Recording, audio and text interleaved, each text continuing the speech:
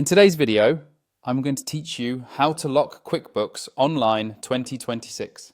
By the end, you'll know how to close your books in QuickBooks Online, so past periods are protected from accidental edits and your reports stay consistent. First, sign in to QuickBooks Online with a user role that has company admin permissions. Make sure you're in the correct company if you manage more than one, and confirm you've finished any reconciliations or adjusting entries for the period you're about to lock.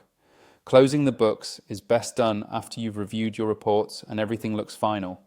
Next, head to the Settings menu. You'll find it at the top right as the small gear icon. Click that to open the company options. From the list that appears, choose Account and Settings. This is where our organization-wide preferences live, including your accounting settings. Inside Account and Settings, select the Advanced tab on the left. The Advanced section controls key accounting preferences and is where you enable the Close the Books feature. In the Advanced tab, scroll to the Accounting section. Here, turn on Close the Books.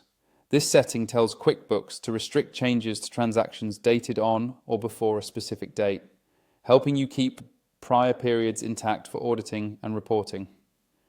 After enabling it, enter a closing date. Pick the last day of the month, quarter, or year that you've fully reviewed. For example, if you've wrapped up December and finalized the year, use December 31st. If you close monthly, use the last day of the most recently reconciled month. Choosing the right date is important because it defines the point after which past entries are protected. Now, choose password required to modify transactions. This is the stronger option because it prevents edits to locked periods unless the password is entered. Decide who should control that password, typically the accountant or an admin, and store it securely.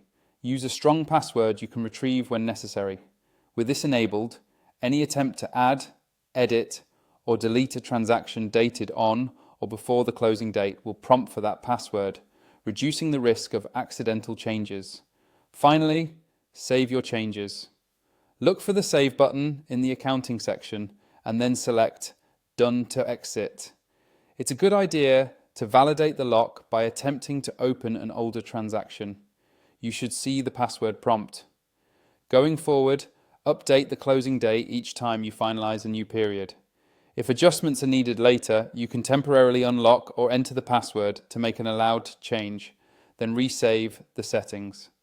This workflow keeps your books clean, compliant, and audit ready.